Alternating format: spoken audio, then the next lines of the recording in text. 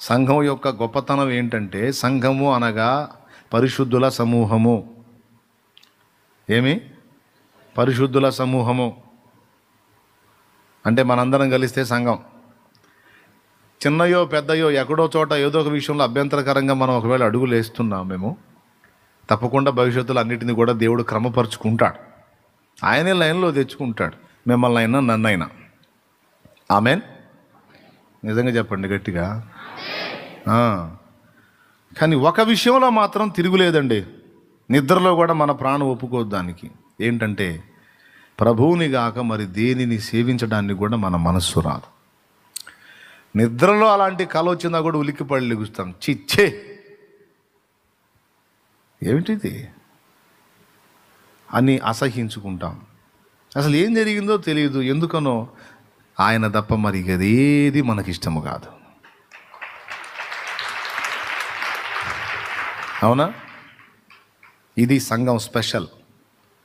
ఇక మిగిలిన ఆయనకి మనకు సంబంధించి జీవించే విషయంలో కొంచెం గయాళితనంలాగా కొన్నిసార్లు అడుగులు జారటం, సనగటం, గొనగటం, ఏదో ఒక విషయంలో ఆ గయాళి భార్య కానీ చీటికి మాటికి తగాదా వేసుకున్నట్టు వేసుకోవటం, అలగటం, ఇవన్నీ నడుస్తాయి. కొన్నిసార్లు బుద్ధిహీనంగా ఆయనకు నచ్చని పనులు కొన్ని చేయటం. మన ఇంట్లో కూడా ఆడాళ్ళు చేస్తుంటారుగా, చెప్పరింది చేయలేదా? అబద్ధాలు ఆడుకోండి చెప్పండి, ఎప్పుడు ఇసుకిచ్చలేదా? అది తీసుకిచ్చుకోవడానికి బాబా సగం జుట్టు ఉండింది. దేవునికి స్తోత్రం. మీరు అట చూడవాకండి అంటే వాళ్ళు కూడా మిమ్మల్ని ఇసుకిస్తారు లేదా? ఇసుకిచ్చలేదా మిమ్మల్ని? మరి మామూలుగా ఏంది, ఇప్పుడు బాధలన్నీ వాళ్ళ వాళ్ళేగా అంటారు.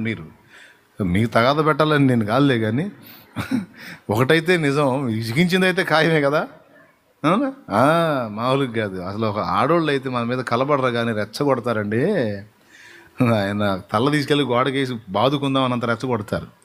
అంతలో శాంసన్ని ప్రాణం విసిగి సావాలనిపించేంత విరక్తి పుట్టించింది తెలియలా.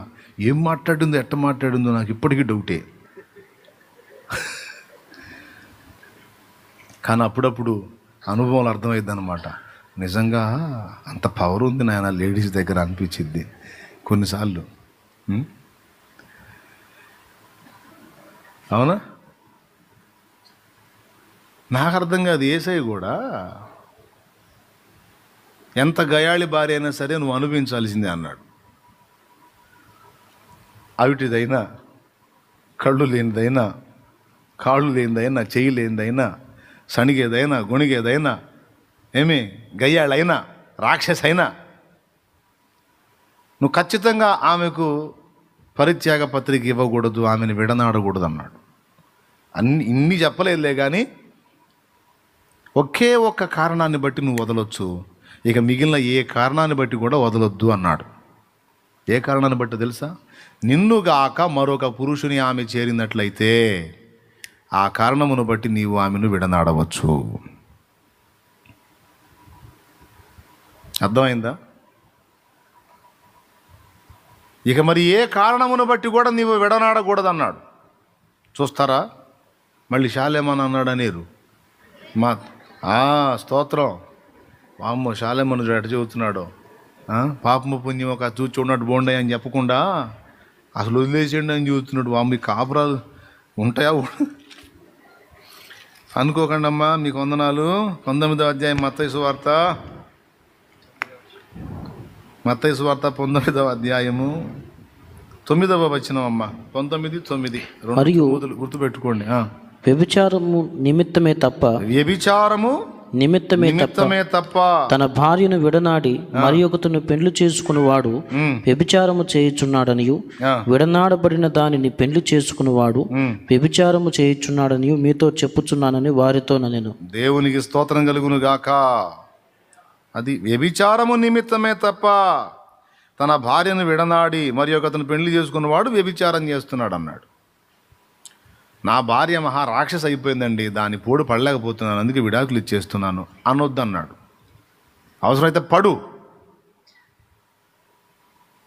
మరి ఆమె విడాకులు ఇచ్చి వెళ్ళిపోతుంటే నీకు తప్పు లేదు. దేవునికి స్తోత్రం. ఈ హస్బెండ్ నాకొద్దు అని ఆమె సంతకం పెట్టి కోర్టుగా అర్జీ పెట్టుకొని ఆమె నీ నుంచి విడాకులు కోరితే నీకు తప్పు లేదు.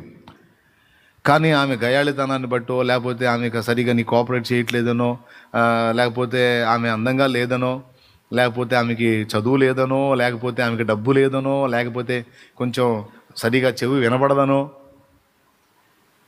రకరకాల కారణాలతో వదిలేస్తారండి. ఏ కారణాన్ని బట్టి కూడా నువ్వు వదలడానికి లేదని చెప్పేశాడు. ఒక్క పాయింట్ తేడా వస్తే వదిలేసేయమన్నాడు. ఏంటంటే, నిన్నుగాక మరి ఒకరిని ఆమె సమీపించినట్లయితే వదిలేసేయమన్నాడు. ఎందుకు అక్కడ అంత పర్టికులర్గా చెప్పాడు ఆయన అంటే, పురుషుడు ప్రభువునకు సాదృశ్యంగా ఉన్నాడు. దేవుని మహిమ అన్నాడు. ప్రభు మహిమ పురుషుడు. చూడండి, దేవుడు కూడా సీరియస్గా తీసుకున్న వాటిలో మొట్టమొదట దేని విషయంలో తీసుకున్నాడో తెలుసా? ఆయనను వదిలిపెట్టి వేరే వాటిని సేవించినందున ఇశ్రాయేలు వ్యభిచరించుచున్నారన్నాడు. ఎంతమందికి అర్థమైందో ఏమో. కాబట్టే దానియేలు ప్రాణమైనా వదలడానికి ఇష్టపడ్డాడు, కానీ ప్రభువుని గాక మరొకని సేవించడానికి, మరొకనికి విన్నపాలు చెప్పడానికి, మరొకరిని ఆరాధించడానికి ఇష్టపడలా.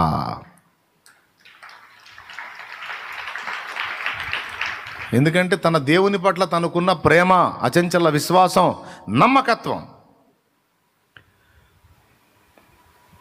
ఫలితంగా ధైర్యం. అవసరమైతే చచ్చిపోతాను. అట్లా కాకుండా ప్రాణం కాపాడుకోవడానికి ఎవరికెవరికో సేవించి, ఎవరెవరికో సాష్టాంగపడి, ఎవరెవరికో మొక్కితే ఆయన పోగొట్టుకుంటాగా.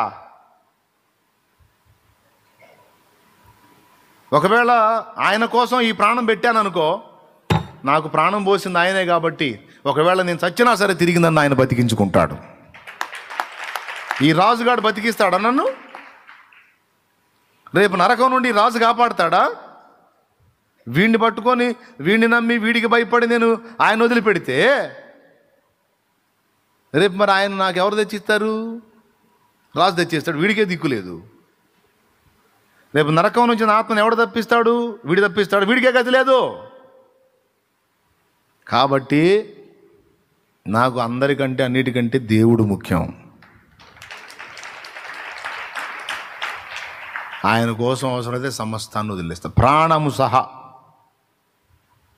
ఈ పాయింట్లో సంఘం లోబడిద్దండి. ఇక్కడ మాత్రం ఫరక్ ఉండదు ఇక. అందుకే ఎన్నాళ్ళు నిన్ను నన్ను మోయటానికి కారణం.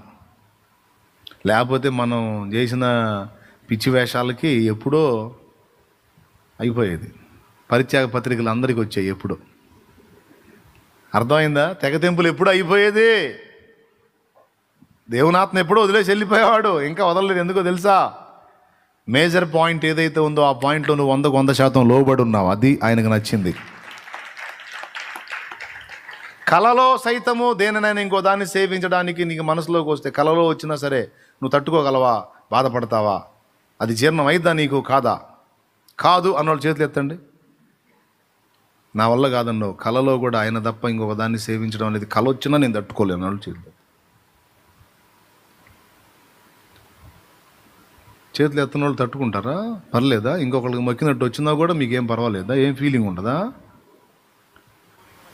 ఒక్కడే ఆ ఒక్క పాయింట్ దగ్గర మనం ఆయనకి ఇష్టలం అయ్యాం. అందుకే మిగిలిన బరువంతా మోస్తున్నాడు. అలాగని నీ ఇష్టం వచ్చినట్టు చేస్తే ఊరుకుంటాడు అనుకోకో. ఇప్పుడు ఎంత పతివ్రత అయినా భార్య అయినా పెంకి చేష్టాలు చేసింది అనుకో, ఎంతకాలం సహిస్తాడేంది?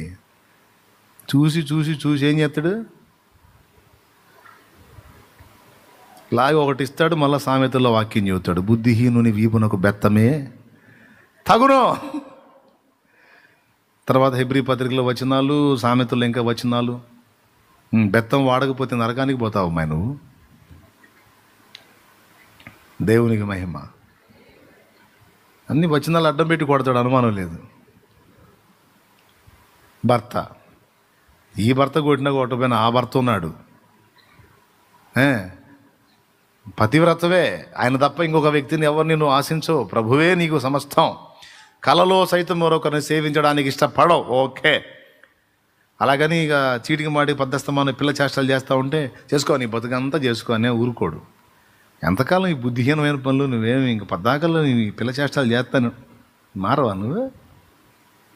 మారవా అని అవసరమైతే శిక్షాదండమును వినియోగించి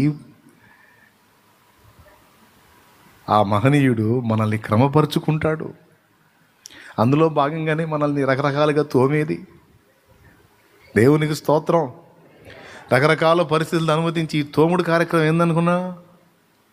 పతివ్రతవే కానీ పిచ్చి చేష్టలు కొన్ని ఉన్నాయి, వాటన్నింటినీ వదలగొట్టుటయే నా పని అని ఇప్పుడు ఉతుకుడు, తోముడు, ఈ శుద్ధీకరణ కార్యక్రమం అంతా వాటిని దొళ్ళగొట్టడానికి ఆయన మనకు కొన్ని కఠినమైన శ్రమలను రప్పించి వాటిని వాడుకొని మనల్ని క్రమపరుస్తాడండి.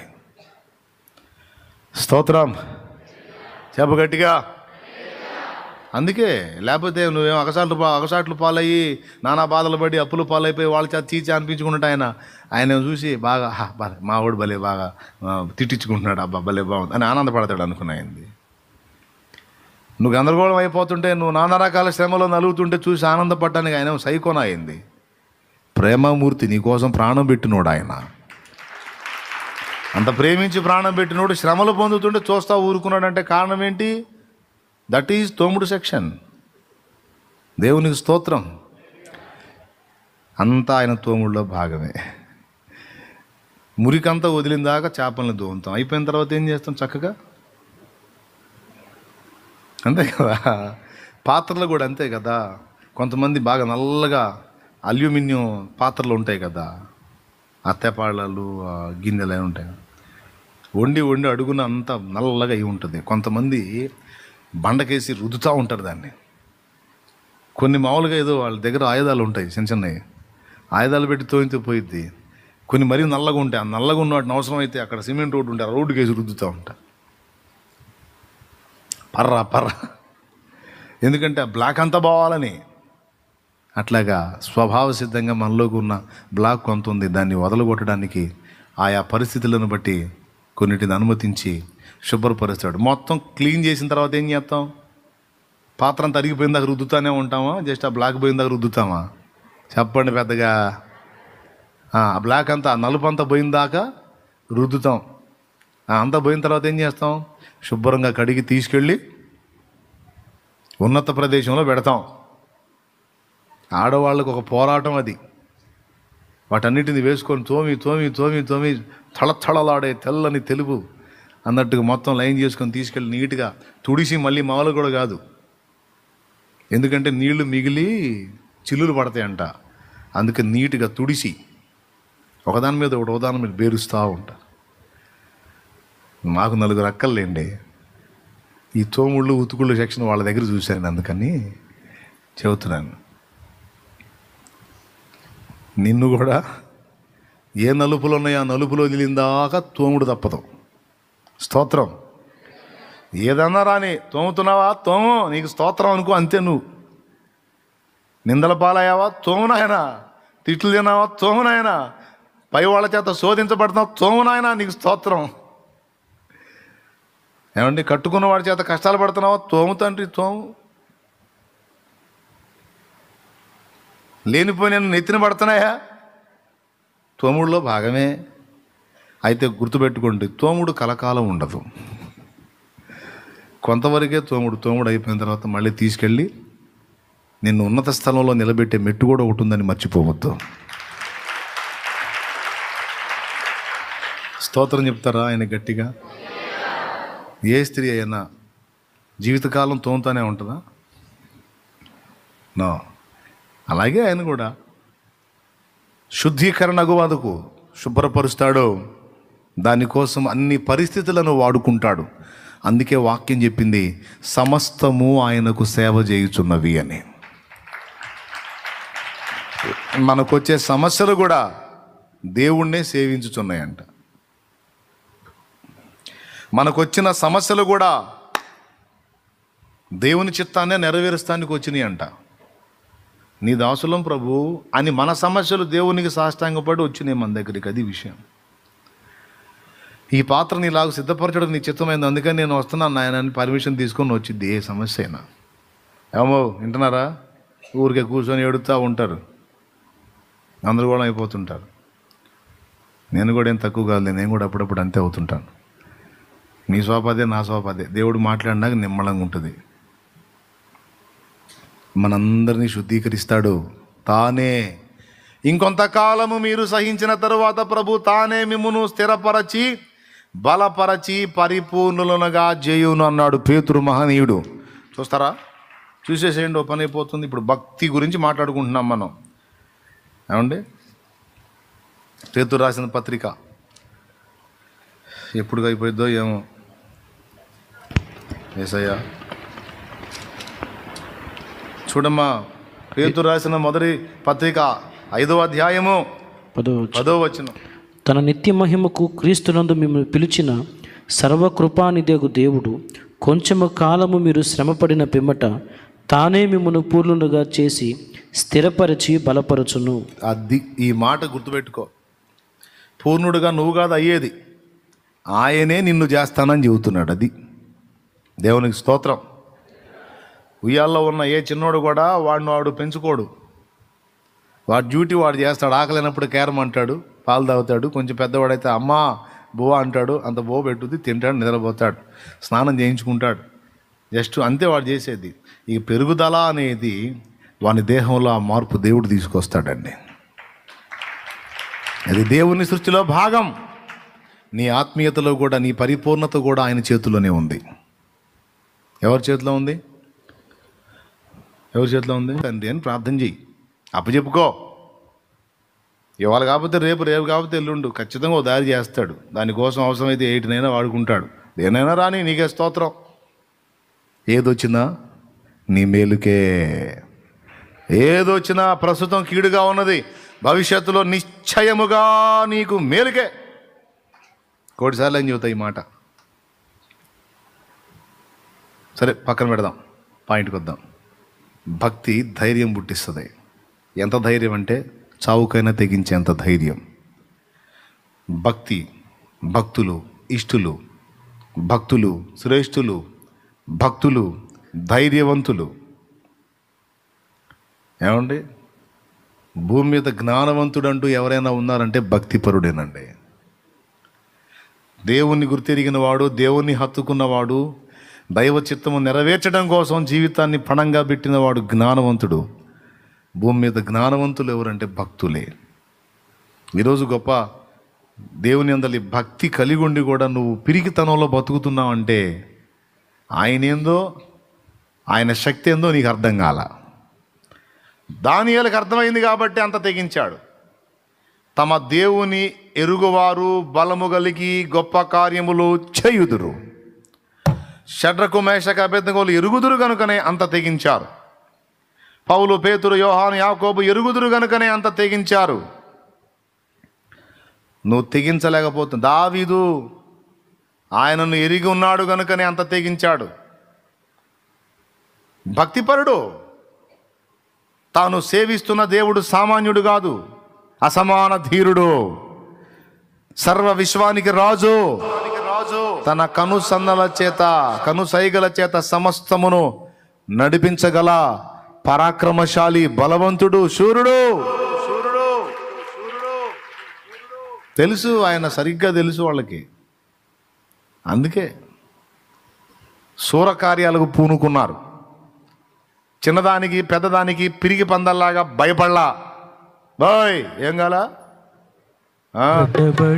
ఏదన్నా ఒకటి చేయాలంటే దేవుని కోసం వాళ్ళు ఏమనుకుంటారో, వీళ్ళు ఏమనుకుంటారో, వాళ్ళు ఏమని అంటారేమో, వీళ్ళు ఏమని అంటారేమో, లేకపోతే చేద్దును కానీ అన్నయ్య వాళ్ళు ఏదన్నా అనుకుంటారేమో, అంటారేమో, ఏదైనా ఇబ్బంది అయిద్దేమో, అదే విత్తనం నేలలో ఉండి వద్దామని ఉంది సార్, చెట్టు అవుదామని ఉంది కానీ మట్టి అడ్డం వస్తుంది సార్, చేద్దాం, ప్రాబ్లం అయిపోయింది సార్. కాయలు కాద్దామని ఉంది కానీ సార్ రాళ్ళు కొడతారేమో అని భయంగా ఉంది సార్. ఇదేమిటి? ఏ చెట్టు అన్న అలా అందా? ఏ విత్తనమైనా అలా అందా? మన్ను అడ్డుకుందని మొలకెత్తవా? రాయి కొడతారని కాపుగాయవా? విత్తనం ఎంత మంటిని చీల్చుకొని మొలిచిద్ది పైకి. 100 రాళ్ళు కొడితేనే నా కాపు మానదని కాసిద్ది చెట్టు. మౌనంగా మాట్లాడుతానే మనతో పిరికి పందల్లారా. ఎంతకాలం భయపడతారు, ఎంతకాలం దాక్కుంటారు, ఎంతకాలం దద్దమ్మలై ఉంటారు? రోషం లేదా? ఆత్మల కొరకు భారం లేదా? ఎవరో పొగడాలి, ఎవరో గణపరచాలి, ఎవరో మెచ్చుకోవాలని వాళ్ళ మెప్పుల కోసం, వాళ్ళ తిట్లు కోసం భయపడి లేదా ఆశించి తిప్పలు పడుతున్నావా? ఎవరు ఏమనుకుంటే నీకెందుకు? నువ్వు దేవుని సంతోషాన్ని వెతుకు, దేవుడి చిత్తం చేయి. ప్రకటించే అవకాశం వచ్చిందా? మాట్లాడే ఛాన్స్ వచ్చిందా?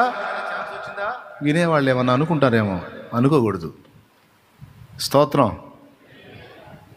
ఏంది అనుకునేది? నేను పెళ్లి చూపులు అయింది, ముసుగు వేసుకొని మెలికలు తిరగటానికి.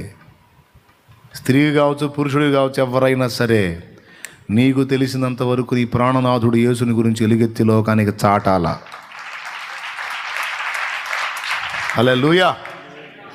ఎవరో ఏదో అనుకుంటారు, వాళ్ళు అనుకుంటారు, వీళ్ళు అనుకుంటారు, అది ఇది అన్ని ఎత్తున పెట్టుకొని పిరికి పందల్లాగా దద్దమ్మల్లాగా కూర్చుంటామా ఏంటి? మనం ఎవరిని ప్రేమిస్తున్నామో, ఎవరిని సేవిస్తున్నామో, ఎవరిని ప్రకటిస్తున్నామో ఆ దేవుని మనం ఎరుగుతాము కనుక ధైర్యము కలిగి ఆయన పని చేద్దాం. ఏం బ్రదరు? ఏంటి, అవునా కాదా? అది భక్తులు ధైర్యవంతులు, భక్తులు జ్ఞానవంతులు. భక్తి వలన కలుగు ప్రయోజనం శ్రేష్టత, ఇష్టత, ధైర్యము, జ్ఞానము అన్నీ దానిలో ఉన్నాయి. వీటితో పాటు ఆది అపోస్తలులు, అప్పుడున్నటువంటి విశ్వాసులు కనపరిచిన భక్తి అనేక మందిలో భయాన్ని పుట్టించిందట. తెలుసా మీకు? చూడండి అపోస్తలుల కార్యం ఒక్కసారి 2 చూడండి. అపోస్తలుల కార్యం 2 చూడు ఒక్కసారి.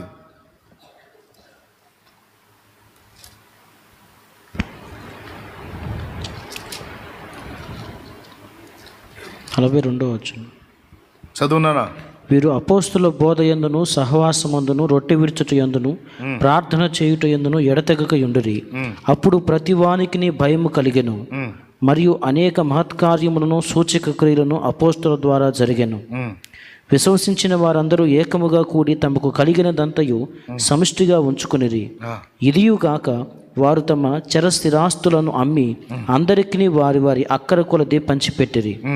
మరియు వారు ఏక మనస్కులై ప్రతిదినము దేవాలయములు తప్పక కూడుకొనొచ్చు, ఇంటింటా రొట్టె విరుచుచు, దేవుని స్తుతించుచు, ప్రజలందరి వలన దయ పొందిన వారై ఆనందముతోనూ నిష్కపటమైన హృదయముతోనూ ఆహారము పుచ్చుకొనుచుండిరి.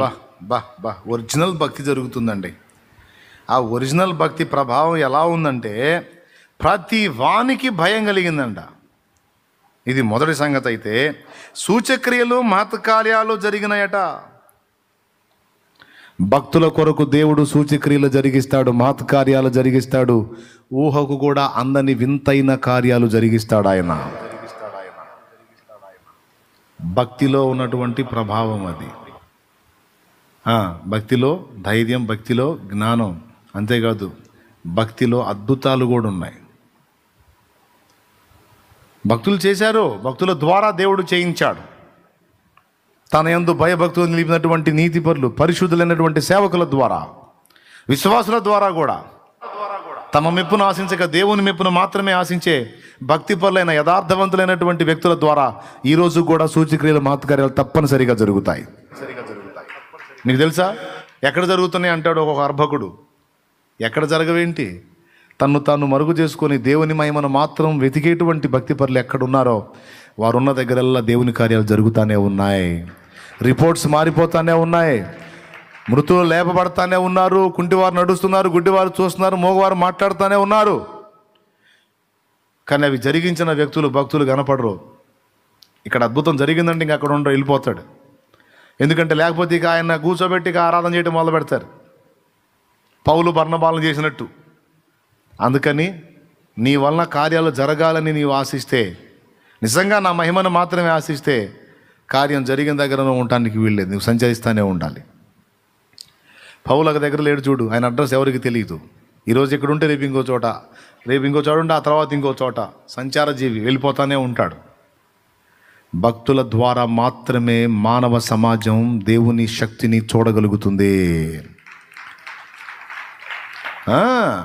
కొంతమంది ఉంటారు భక్తి కలవారి వలె కనబడతారు కానీ నిజంగా భక్తి కాదు. నిజంగా భక్తి ఉంటే దేవుని శక్తిని ఆశ్రయించి ఆ శక్తిని వాళ్ళు అనుభవిస్తారు, ఎదుటి వాళ్ళకు కూడా ఆ శక్తిని రుచి చూపిస్తారు. ఆ మాట 2 వచనాల్లో ఉంది. కొరింథీయులకు రాసిన పత్రికలో ఉంది, దేవుని రాజ్యం మాటలతో కాదు శక్తితో ఉంది అని. తిమోతికి రాసినటువంటి 2 పత్రికలో 3వ అధ్యాయము 5వ వచనం మీరు చూడగలిగితే అందులో ఉంది, చూడండి. పైకి భక్తి గల వారి వలె ఉండి దాని శక్తిని ఆశ్రయించిన వారున యుందురు. అంటే భక్తిలో శక్తి ఉందన్నమాట. 5వ సంగతి, భక్తిలో ఇష్టత, భక్తిలో శ్రేష్టత, భక్తిలో ధైర్యం, భక్తిలో జ్ఞానం, భక్తిలో శక్తి ఉంది. దేవునికి స్తోత్రం.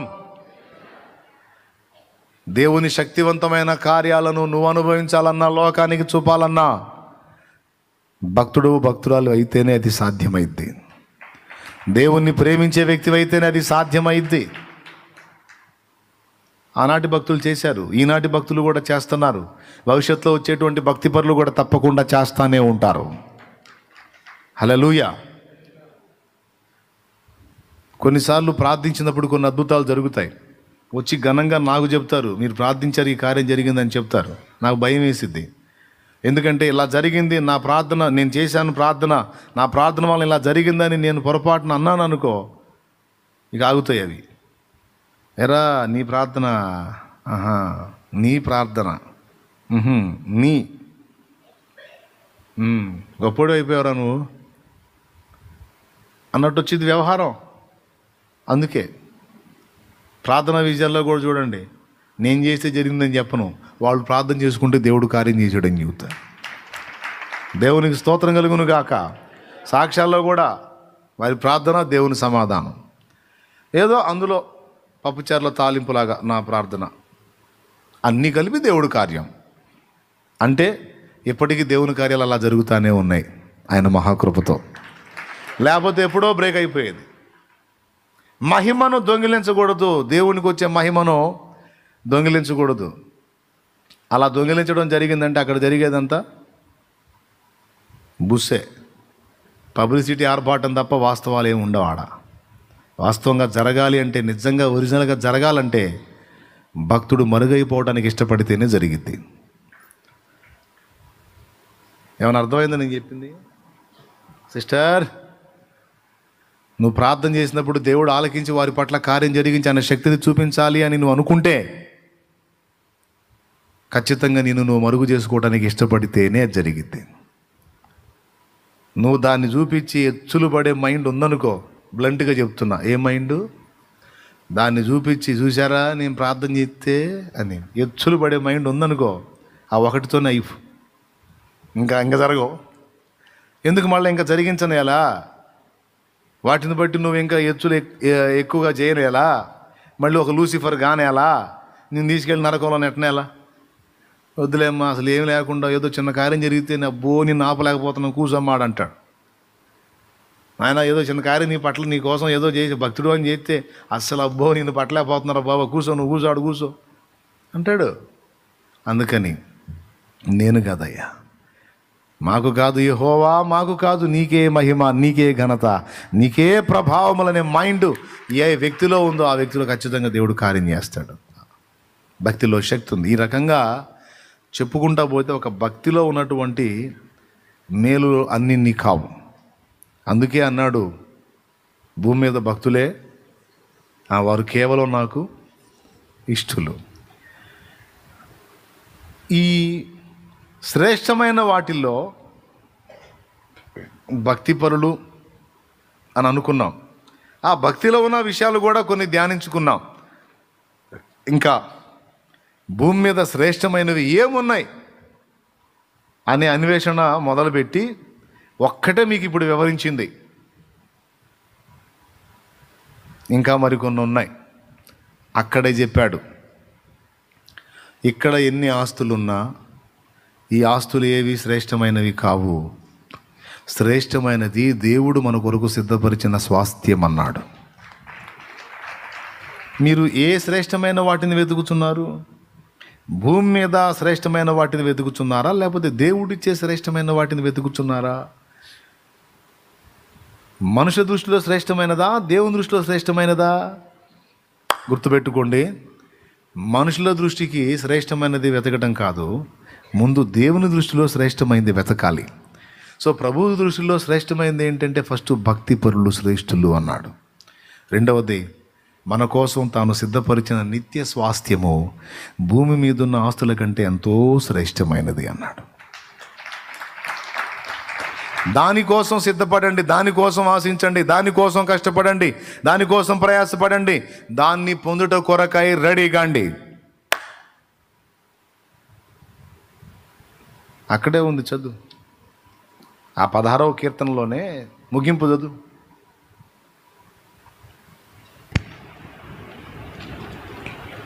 నేను ఇలాగందును, భూమి మీద ఉన్న భక్తులే శ్రేష్ఠులు. మొదలుపెట్టి చదువుతున్నావు మొత్తం, వారు నాకు కేవలం ఇష్టలు. ఎండింగ్లో చదువునా కీర్తన ముగింపు చదువు. నీ పరిశుద్ధిని కుళ్ళు పట్టనియవు, యెహోవా నా స్వాస్థ్య భాగము, నా పానీయ భాగము, నీవే నా భాగమును కాపాడుచున్నావు. మనోహర స్థలములలో నాకు పాలు ప్రాప్తించెను, శ్రేష్టమైన స్వాస్థ్యము నాకు కలిగెను. అద్దుగో, శ్రేష్టమైన స్వాస్థ్యము నాకు కలిగెను. రైట్, శ్రేష్టమైన స్వాస్థ్యం అంటే భూమి మీదనా? ఒకసారి హెబ్రీ పత్రిక చూడండి, 10వ అధ్యాయానికి పదండి. హెబ్రీ పత్రిక 10వ అధ్యాయం 34వ వచనం చూడండి. 32వ వచనం నుంచి చదివితే ఇంకా, అయితే మీరు వెలిగింపబడిన మీదట శ్రమలతో కూడిన గొప్ప పోరాటము సహించిన పూర్వపు దినముల జ్ఞాపకం తెచ్చుకొనుడి. ఒక విధముగా చూచితే మీరు నిందలను బాధలను అనుభవించుట చేత 10 మందిలో ఆరడి పడితిరి, మరి ఒక విధముగా చూచితే వాటిని అనుభవించిన వారితో పాలివారైతిరి. ఎలాగనగా మీరు ఖైదులో ఉన్న వారిని కరుణించి మీకు మరి శ్రేష్టమైనదియు స్థిరమైనదియునైన స్వాస్థ్యం ఉన్నదని ఎరిగి మీ ఆస్తి కోల్పోవుటకు సంతోషముగా ఒప్పుకొంటిరి. అద్దుగో, దేవునికి స్తోత్రం కలుగును గాక. పెద్దగా చెప్పండి అండి, ఏం కోల్పోవడానికి ఇష్టపడ్డారంట? ఇక్కడ ఆస్తి కోల్పోవడానికి ఇష్టపడ్డారంట. దేనికోసమో? అది యేసయ్య కూడా అన్నాడు, భూమి మీద మీ కొరకు ధనం కూర్చుకొనవద్దు, ఇక్కడ చిమ్మిటయు తుప్పును తినివేయును, దొంగలు కన్నము వేసి దొంగిలేదరు. పరలోకములో మీ కొరకు ధనము కూర్చుకొనుడే. అక్కడ చిమ్మిట తుప్పు పట్టవు రావు, అక్కడ దోచుకుంటానికి దొంగ కూడా రాడు. మీ ధనం ఎక్కడుండునో మీ హృదయం అక్కడే ఉంటుంది. దేవునికి మహిమ. ఎక్కడ స్వాస్థ్యం ఉంది? ఎక్కడుంది మన ధనం? ఎక్కడుంది మన ఆస్తి? ఎక్కడుంది మన అంతస్తు? ఎక్కడుంది మన పౌరత్వం? ఎక్కడుంది మన నివాస స్థానం? యాత్రికులం పరదేశులం, మా ఊరు పరలోకము. పాడతాంగా, తేజోవాసుల స్వాస్థ్యమందు నన్ను చేర్చుటేని నిత్య సంకల్పమా, నన్ను చేర్చుటేని నిత్య సంకల్పమా, తేజోవాసుల స్వాస్థ్యమందు. దేవునికి మహిమ కలుగును గాక. శ్రేష్టమైనది మొట్టమొదటిది ఏంటంటే భక్తులు. రెండవది శ్రేష్టమైనది ఏంటి ఈ భూమి మీద అంటే, ఈ భూమి మీద ఏది శ్రేష్టమైనది లేదు. మనకు శ్రేష్టమైన స్వాస్థ్యము పరలోకమందు ఉన్నది. యోహాను సువార్త 14వ అధ్యాయం 1వ వచనం నుంచి చదివితే, మీ హృదయములను కలవర పడనీయకుడి, దేవుని యందు విశ్వాసం ఉంచుచున్నారు, నా యందును విశ్వాసం ఉంచండి. నా తండ్రి ఇంట అనేక నివాసములు కలవు, లేని యెడల నేను మీతో చెప్పుదును, నేను మీకు స్థలము సిద్ధపరచ వెళ్ళుచున్నాను. తర్వాత, నేను వెళ్ళి మీకు స్థలము సిద్ధపరిచిన యెడల నేనుండు స్థలములో మీరును ఉండులాగున మరలా వచ్చి నా యొద్ద నుండుటకు మిమ్మల్ని తీసుకొని పోవుతును. నేను వెళ్ళుచున్న స్థలమునకు మార్గం మీకు తెలియనని చెప్పాను. చూసారా, నేను మళ్ళా వస్తా, తప్పకుండా మిమ్మల్ని తీసుకొని పోతా. ఈ మాట చెప్పిన వాడు యేసయ్య. నిజం చెబుతాడా? సత్యవంతుడా? అబద్ధికుడా? ప్రభు ఈ మాట పలికినందుకైనా క్షమించుగాక. ఆయన సత్యవంతుడు, మాట తప్పడు. ఆయన మళ్ళా రావటం ఖాయం, మనల్ని తీసుకొని పోవటం ఖాయం. స్తోత్రం. ఒకవేళ ఆయన రావటం లేట్ అయితే మనం పోవటం ఖాయం. ఉంటావా ఏంది? మన కాడికి ముందున్న వాళ్ళు ఉన్నారా? కాబట్టి మన ఈ మట్టి శరీరాలకి గ్యారంటీ లేదు. ఏ మంటి నుంచి తీసాడో ఈ మంటి నేలకు కూడా గ్యారంటీ లేదు. పేతురు రాసిన 2 పత్రిక 3వ అధ్యాయము ఇంటికి పోయి చూసుకో. పంచభూతములు మహావేంద్రముతో లయమైపోతాయి, భూమియు దాని మీద ఉన్న కృత్యములు కాలిపోతాయి. ఇక్కడ శ్రేష్టమైన స్వాస్థ్యము మనకు లేదు. ఒకవేళ ఏదైనా ఆస్తులు కూడగట్టినా అయ్యేడే ఉంటాయి, మనం పోతాం. ఇప్పుడు పొలాలు చూపించి మిడిసిపడేవాళ్ళు, ఈ 50 ఎకరం నాదే, ఈ 40 ఎకరం నాదే అన్నోళ్ళు ఆ మొక్క అదే మాట 800 మంది అన్నారు ఆ పొలమే చూపించి అనుండ్రా. అన్నోళ్ళందరూ ఏడికి పోయారు? ఆ పొలం మట్టిలోనే సమాధి చేయబడ్డారు. తర్వాత ఇంకొకటి వచ్చి ఈ 40 ఎకరాలు నాదే అన్నాడు. వాడున్నంత వరకు అన్నాడు. పాపం ఆ నేల ఏమనుకొని ఉంటుంది? ఈ మొక్క ఎంతమంది అనుకున్నారా బాబా? దేవునికి స్తోత్రం. అన్నోళ్ళందరూ నాలోకి వచ్చేయండి కాదా? అయ్యో మానవా ఇది మాయరా,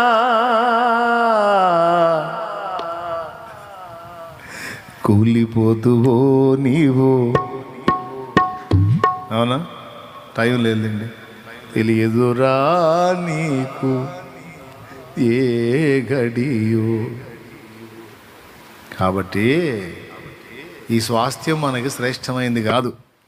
కనుక ఆస్తుల సంపాదన కొరకు వెంపర్లాడేవారంతా నీ కళ్ళ ముందు కనబడి పరిగెత్తని, నువ్వు పరిగెత్తవాకు. దేవుడు నీకు ఇచ్చిన దానిలో స్తోత్రం చెప్పు అంతే.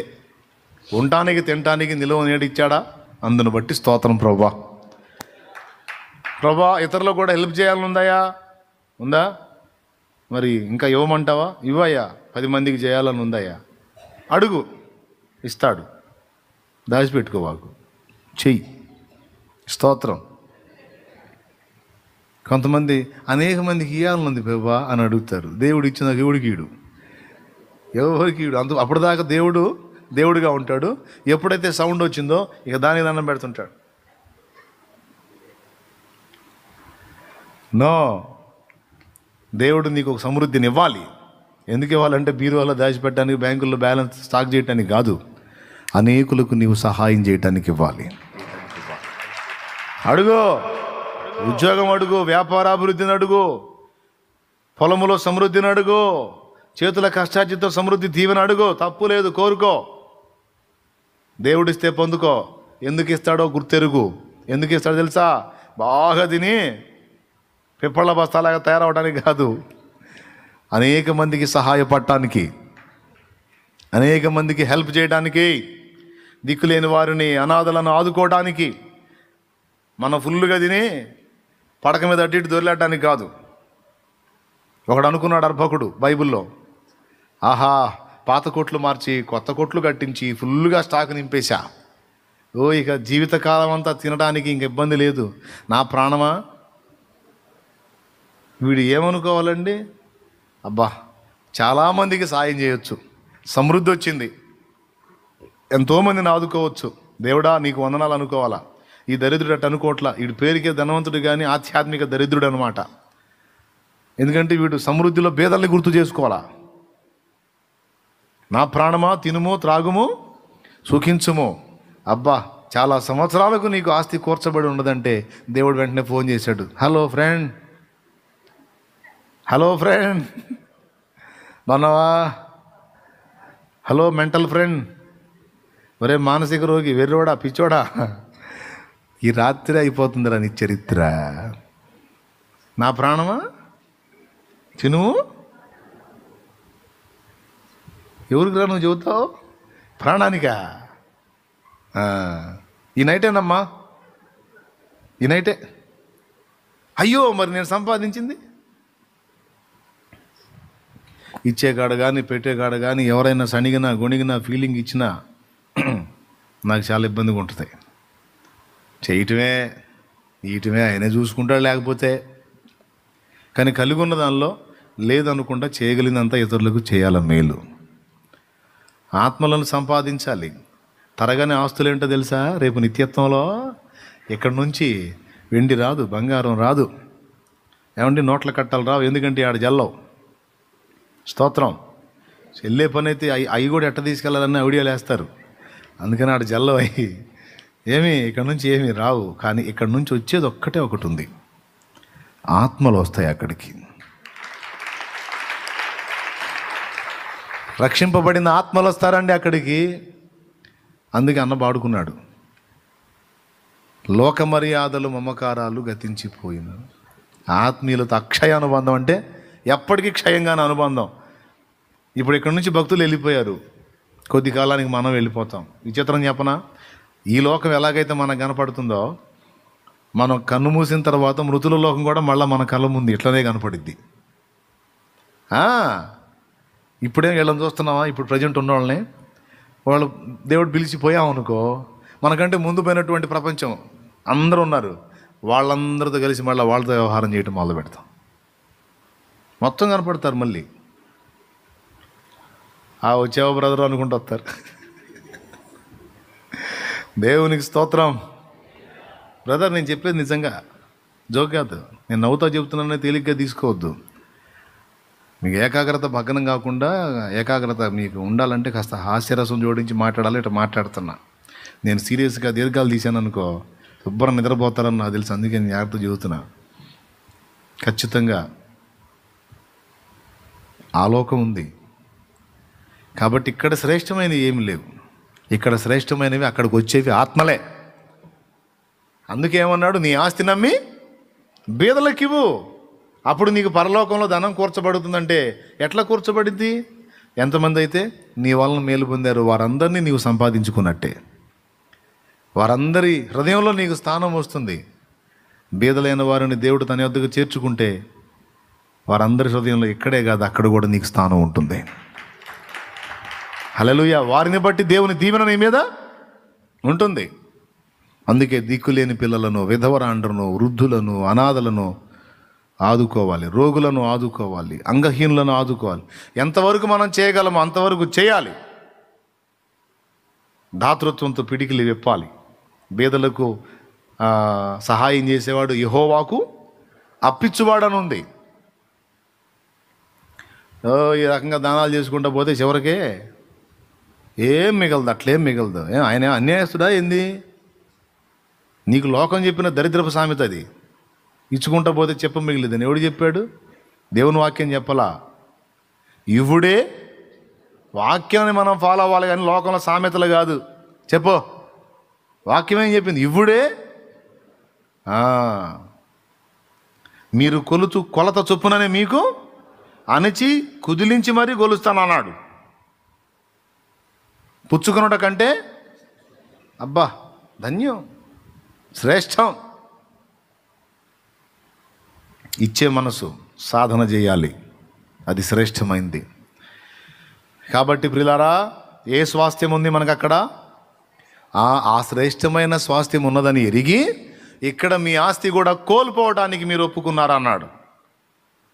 కొంతమంది అలాంటి త్యాగవంతులైనటువంటి బిడ్డల్ని నేను కలిగి ఉన్నందుకు సంతోషిస్తున్నాను. తమ కలిగిన దాన్ని నిర్దాక్షిణ్యంగా అలాగా త్యజించి దేవుని కొరకు ఖర్చు పెట్టేసినటువంటి భక్తి పనులను నేను ఎరుగుదును. ఎందుకంటే శ్రేష్టమైన స్వాస్థ్యము. ఓకేనా? రెండే చెప్పా, ఇంకా చాలా ఉన్నాయి. ఈసారి ఎప్పుడన్నా చెబుతాలే. శ్రేష్టమైన వాటిలో మొట్టమొదటిది ఎవరు? భక్తి పనులు. భక్తి వలన కలుగు ప్రయోజనాలు ఏంటి? ఇంటికి పోయినా చదువుకోండి, గుర్తు చేసుకోండి. ఓకేనా? శ్రేష్టమైన రెండవది ఏంటి? దేవుని దగ్గర మనకు భద్రపరచబడిన నిత్య స్వాస్థ్యము. నిజంగా ఉందండి. ఈ కనబడే ప్రపంచమే గ్యాంబ్లింగ్ అండి. పాపం ఇది స్థిరమని విర్రవీగిన వాళ్ళు, మనకంటే ముందున్న వాళ్ళు ఇప్పుడు రోడ్డు పక్కన ఫ్లెక్సీలు అయిపోయారండి. ఫ్లెక్సీల్లో ఉన్నాయి వాళ్ళ ఫోటోలు, పెద్ద పెద్ద ఫోటోలు. అమృతమూర్తికి అశ్రు నివాళి అని.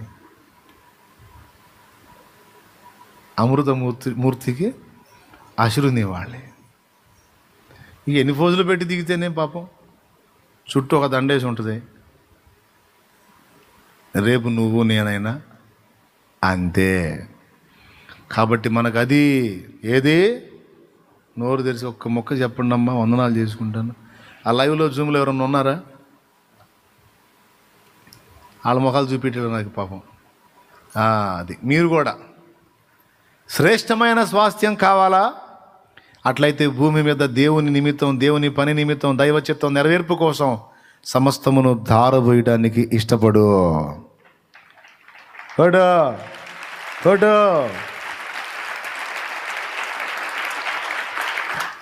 ఎంత కొప్పేసామన్నది కాదు ఇక్కడ లెక్క. కొప్పేసింది ఎంత ఖర్చు పెట్టామన్నది లెక్క. దేవుని నిమిత్తం, దేవుని చిత్తం నిమిత్తం, నశించిపోతున్న ఆత్మల నిమిత్తం ఎంత ఖర్చు పెట్టావు, ఎంత ఖర్చు అయిపోయావు. అది లెక్క. ఉండటానికి తినడానికి ఉంటే స్తోత్రం. మరి రోగం నొప్పి వస్తే రావాలని కోరుకుంటున్నాయింది, కోరుకో వచ్చింది. కొంతమంది విశ్వాసంతో దాచిపెడతారు. ఏదన్నా పెద్ద జబ్బు వస్తే ఉంటే అన్నయ్య పెద్ద జబ్బు వస్తే నిజంగానే వచ్చింది మొత్తం పెడతారు. ఎంత భద్రమో. ఏదైనా పెద్ద జబ్బు వస్తే అందుకని ఆ జబ్బుకు మోయనంగా రెడీ చేసి పెట్టుకుంటారు. నీ నమ్మిక చొప్పున నీ గలుగును అన్నాడుగా. పెద్ద జబ్బు వస్తే రూపాయి ఉపయోగపడి, పెద్ద జబ్బు వస్తే రూపాయి, పెద్ద జబ్బు వస్తే రూపాయి, జబ్బు వస్తే రూపాయి, జబ్బు వస్తే రూపాయి, జబ్బు రూపాయి, జబ్బు రూపాయి, జబ్బు డబ్బు, డబ్బు జబ్బు, జబ్బు డబ్బు, డబ్బు చివరికి రానే వచ్చింది. హాస్పిటల్లో చెబుతాడు దీనికి చాలా ఖర్చు అయింది ఇది అంటాడు. అప్పుడు చెబుతారు ఇందుకేనా దాచిపెట్టింది. విశ్వాసంతో దాచిపెట్టావు, విశ్వాసంతో ఎదురు చూసావు, విశ్వాసంతో వచ్చింది. ఇప్పుడు విశ్వాసంతో ఖర్చు పెట్టు. ఏమండి, మనకు కలిగిన దాన్ని ఆయన నిమిత్తం, ఆయన చిత్తం నిమిత్తం వెదజల్లుతూ ఉంటే ఒకవేళ వచ్చిందనుకో తగాదు వేసుకోవచ్చు. ఆయనతో ఎవరితో తగాదు పెట్టుకోవచ్చు. ఉన్నదంతా ఈమన్నావు, నాకేం ఈ కంపెనీ జబ్బు ఇచ్చా, ఎవరు కడతారు బిల్లు, నువ్వు కట్టని కూర్చోను. నీకు మళ్ళీ నువ్వు హాస్పిటల్ కూడా పనే లేదు. రిపోర్ట్ మారిపోయింది, ఏసునామోలు అంతే, స్వస్థత వచ్చింది. హల్లెలూయా. ఉన్నదంతా పెట్టమన్నావు, సమస్తం దారిపోయమన్నావు, మొత్తం పోసాను, కలిగిందంతా తీసుకెళ్ళి వాళ్ళకి వీళ్ళకి అందరికి నువ్వు ప్రేమ పంచమన్నావు, మొత్తం ప్రేమ పంచా, డబ్బులు కూడా ఆస్తులు పంచా, బంగారం పంచా, వేటి పంచా, శాలేమన్న నమ్మి కూడా పంచా. స్తోత్రం. ఇప్పుడు అన్నీ అయిపోయినాయి, జబ్బు వచ్చింది. ఎట్లా అనిపించుకుంటాడా? దేవా ఇదేనా నీ విశ్వాస్యత, ఇదేనా నీ నమ్మకత్వం అని నీ నోటితో అనిపించుకుంటాడా? అంత చీపుగా లేడు. ఆ డైలాగ్ నీ నోట రానీడు. నువ్వు కూర్చొని అడిగావు, నీకు ఏందయ్యా ఈ పరిస్థితి, ఏంటి నీకు ఆ రిపోర్ట్ వచ్చిందా, సరే మళ్ళీ పోయి చెక్ చేయించుకోపోయి ఏం ఉండదు లేపు అంటాడు. అవసరం ఆ రాత్రే నిన్ను ముట్టేస్తాడు ఆయన. ఆయన చేతిలి స్పర్శ, ఆయన తనువులోని ప్రతి అణువులో ఎంత గొప్ప జబ్బునైనా బాగు చేసే శక్తి ఉందండి. నేను అనుభవించానండి, 2 times అనుభవించానండి. అందుకే అనుభవంతో చెబుతున్నా. ఆయన బాడీలో, ఆయన తనువులోని ప్రతి అణువులో మన జబ్బుని బాగు చేసే శక్తి ఉందండి యేసయ్య దగ్గర. పట్టుకుంటే చాలా ఆయన అంతే.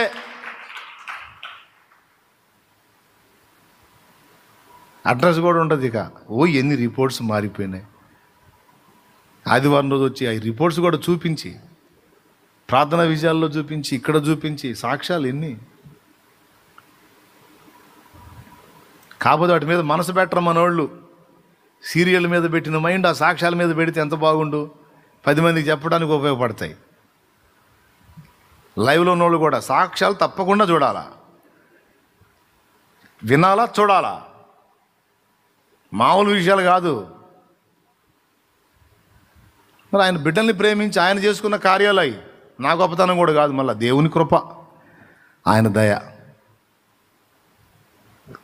కాబట్టి దేవుని చిత్తం నెరవేర్చేవాడికి దేవుడే ఆస్తండి. 12 గోత్రాల్లో 11 గోత్రాలకు స్వాస్థ్యం ఇచ్చాడు. లేవి గోత్రానికి స్వాస్థ్యం లేదన్నాడు. మరి వాళ్ళ గతి ఏందయ్యా అంటే, యెహోవానగు నేనే వారి స్వాస్థ్యం అన్నాడు. ఇంకేం కావాలి మనకి? నీ ఆస్తి, నీ అంతస్తు దేవుడే అయితే ఇంక నీకు ఎదురే ఉంది? సర్వకృపానిధి, సంపదల గని, శ్రీమంతుడో. మనీ కావాలంటే అవసరమైతే పంపిణీ చేస్తాడు. ఇప్పుడు నా ధీమా, నా దమ్ము, నా ధైర్యం అదే. ఇప్పుడు అనుకుంటున్నారు కొంతమంది, ఇప్పుడంటే ఏదో అంత గుర్తింపబడ్డాడు ఎవరైనా చేస్తారులే అని అనుకుంటున్నారు. ఎవ్వరు పరిచయం కానప్పుడు, ఆ స్టార్టింగ్లో ఉన్నప్పుడు సైతం మోకాళ్ళ మీద ఉండి, నా సంపదల గనివి నువ్వు నాయనా అని ఆయన వేడుకొని ఆ రోజు నుంచి ఈ రోజు దాకా అదే ప్రయాణం. లేవీయులకు నేనే స్వాస్థ్యం అన్నావు, నన్ను నీ పనికి పిలిచావు, అభినవ లేవీయునిగా ఎంపిక చేసావు కదా. మరి నా ఆస్తి నువ్వే, నా సంపద నువ్వే, నా సమృద్ధి నువ్వే. ఏంది మరి? ఏంది అప్పులేంది అంటే ఒక్కరోజు కార్యం చేశాడు, అడ్రస్ లేవు అప్పటి నుంచి ఇప్పుడు దాకా. దేవునికి స్తోత్రం. ఇప్పుడు ఏదన్నా పావులబేడ ఏదన్నా చేసి ఉంటే పరిచర్య కోసం, అది కూడా ఆయన కోసం, ఆయన తీర్చుకుంటాడు. నాదా ఏంది? ప్రియులారా, ఆయన మాట పడడు, నిన్ను అననీయుడు. నువ్వు తగాద పెట్టుకుంటే వాదన వేసుకుంటే కూర్చుంటాడైంది, డైలాగే నీ నోట రానీయుడు, అంతే కార్యం చేస్తాడు ఆయన. కాబట్టి శ్రేష్టమైన స్వాస్థ్యము పరలోకమున పొందగోరితివా, భూమి మీద నీకున్న సమృద్ధిలో ఉన్న అనేకులకు చేయి జాపు. ఆత్మల కొరకు భారంతో పనిచేసే వాళ్ళకు సహాయం చేయి. ఆత్మల కొరకు భారంతో కష్టపడి సేవ చేస్తున్న సేవకులకు హెల్ప్ చేయి. నీకు దేవుడిచ్చిన రాబడిలో నుండి కొంత ధనాన్ని కేటాయించు. నేను వెళ్ళి చేయలేకపోతున్నాను, నేను ఇక్కడ జాబ్ చేస్తా ఉన్నాను, సమ్ అమౌంట్ వస్తుంది నాకు, ఇందులో నుంచి ఇదిగో కొంతమంది దైవజనులకు ఇది సహాయంగా నేను పంపుతున్నా, ఇది సేవకుల కొరకు వెచ్చించండి, సేవ కొరకు వెచ్చించండి. మిషనరీలుగా ఆయా ప్రాంతాలకు వెళ్ళి ఆత్మల రక్షణ కోసం, ఆత్మల నరకం నుంచి, పాపం నుంచి, శాపం నుంచి కాపాడటం కోసం సేవలోకి వెళుతున్నటువంటి దైవజనుల్ని ఆదరించడానికి, ఆదుకోవడానికి ఇదిగో దీన్ని వినియోగించండి అని అందించే తోడ్పాటు. భవిష్యత్తులో నేను ఇంకొక కార్యం చేద్దాం అనుకుంటున్నా. కొంతమంది నమ్మకస్తులైన దైవజనుల్ని ఇప్పుడిప్పుడే రెడీ అవుతున్నారు చాలామంది. దేవుని చిత్తం అయితే వాళ్ళు మిషనరీలుగా దూర ప్రాంతాలకి వెళ్ళినప్పుడు వాళ్ళని దృష్టిలో పెట్టుకొని అవసరమైతే ఇప్పుడు కొంతమంది ఉంటారండి, వాళ్ళకి నెలసరి కొంత ఆదాయం ఉంటుంది. ఒక దైవజనుడి ఫ్యామిలీని వాళ్ళకి అప్పచెప్పేసి, అదిగో ఆయనకు సపోర్ట్గా నీవు నిలబడు, ఆయన ఆదుకో, ఆయన చేసేటువంటి దేవుని పని జరుగుతూ ఉంటుంది. కుటుంబం ఎట్లా చేయాలా అన్న ప్రశ్న లేకుండా నీ కలిగిన దాని నుండి నువ్వు తోడ్పాటు అందిస్తావు. ఆ తోడ్పాటును పొంది దైవజనుడు ప్రయాసపడుతూ ఉంటాడు. నీ కలిగిన దానిలో ఇవ్వు, అతన్ని దేవుడు వాడుకోవాలని ప్రార్థన చేయి. అవసరమైతే మధ్య మధ్యలో వెళ్ళి దర్శించు. ఆ సేవకుని కుటుంబాన్ని నువ్వు స్వీకరించు. నీ కలిగిన దానిలో ఆ సేవకుని ఆదుకో. అక్కడ జరిగేటువంటి సేవకు సపోర్టుగా నిలువు. ఆ బిడ్డ నిలబడి అక్కడ ఒక సంఘ నిర్మాణం జరిగి, ఒక పరిచర్య జరిగి సేవ స్థిరపడిన దాకా నువ్వు సపోర్ట్ చేయొచ్చు. అతను నిలదొక్కిన తర్వాత అతడే చెబుతాడు, ఇక నీ సహాయంతో నిమిత్తం లేదు, సంఘం స్వయం పోషక సంఘం అయిపోయింది, సంఘం రొటేట్ చేసుకుంటుంది, సంఘం నన్ను పోషించడానికి ఇష్టపడుతుంది, ఇక మీ సహాయం అక్కర్లేదు, మరొక సేవకునికి సపోర్ట్ చేయండి అని అతడే నీకు అడ్డొచ్చి చెబుతాడు. అప్పుడు మళ్ళీ ఇంకొకళ్ళకి నువ్వు ఆ ఫీడింగ్ ఇవ్వచ్చు.